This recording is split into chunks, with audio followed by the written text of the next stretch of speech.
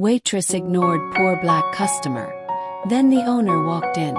In a small, cozy cafe on the corner of Maple Street, a tired man walked in, hoping for something very simple. Warmth, a cup of coffee, and a little bit of kindness. But what he got was humiliation, until someone walked through the door and changed everything. The bell above Maple and Grain Cafe chimed softly as a thin black man stepped inside. His clothes were worn, his backpack old, and his hands trembled slightly from the morning cold.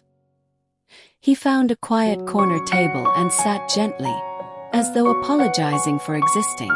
Behind the counter stood Tanya, the waitress with the coldest smile in the warmest cafe. She saw him, and instantly looked away.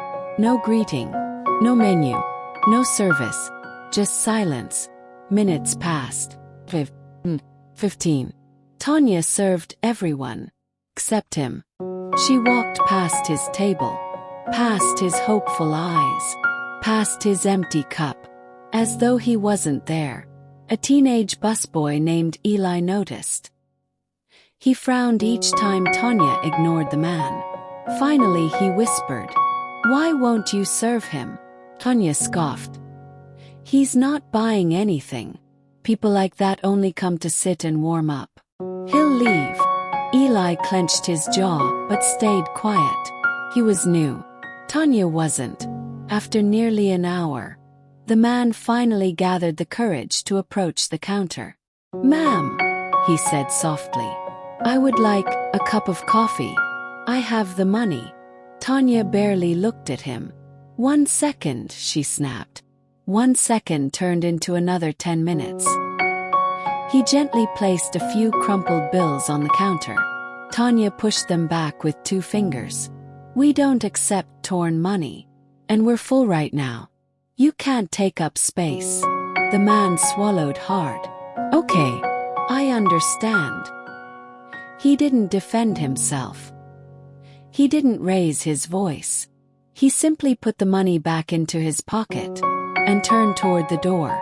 But just as he reached the exit, the cafe door swung open again, and in walked Mrs. Eleanor Hart, the beloved owner of the cafe.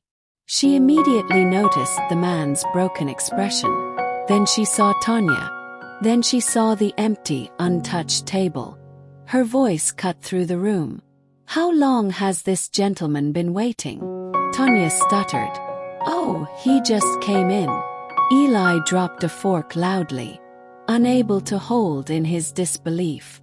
Mrs. Hart turned to the man. "Sir, is that true?" He bowed his head.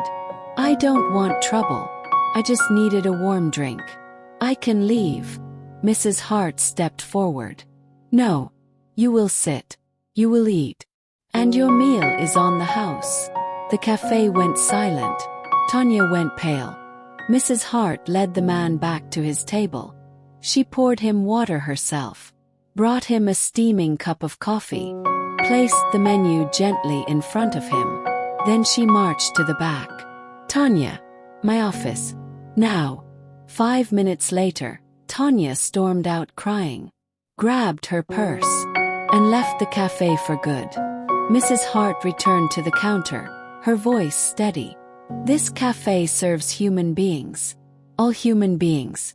If anyone has a problem with that, you don't belong here." The entire cafe applauded. When Michael, for that was the man's name, finished his breakfast, Mrs. Hart sat beside him. "Michael, what brought you here today?" she asked. He hesitated, then opened up. "I used to teach mathematics at the university across the street," he said softly. "I loved my job, loved my students." He paused. "But my wife got sick. Medical bills took everything. I worked nights, sold our house, borrowed until I had nothing left." His voice cracked. "And then I lost her. And somewhere in the process, I lost myself too." Mrs. Hart felt her eyes well up. "I'm trying to rebuild," he whispered. "I had a job interview today, but I couldn't go in on an empty stomach." He sighed deeply. But when I sat here and was ignored, he shook his head. It reminded me how invisible life has made me. Mrs. Hart reached out and squeezed his hand. You are not invisible, she said. Not here. Not anywhere. She stood, went to the counter, and returned with two things. An envelope. Card. This is a voucher, she said. Free meals for the next 30 days. Michael tried to refuse. She insisted. And this. She slid her business card forward. My brother runs a tutoring center. He needs brilliant minds like yours.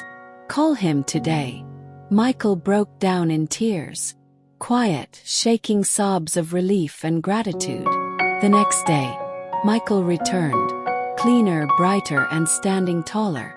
Eli spotted him and grinned. Your usual seat, he asked. Michael nodded, smiling for the first time. Mrs. Hart hurried out when she heard his voice.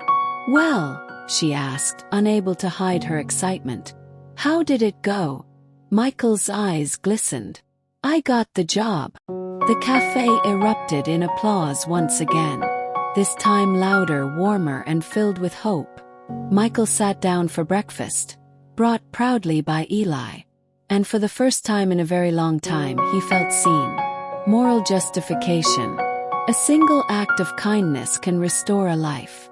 A single act of prejudice can destroy a spirit. Every day we choose who we want to be. Choose kindness. If you enjoyed this story, make sure to like, subscribe, and turn on notifications for more powerful narratives like this one.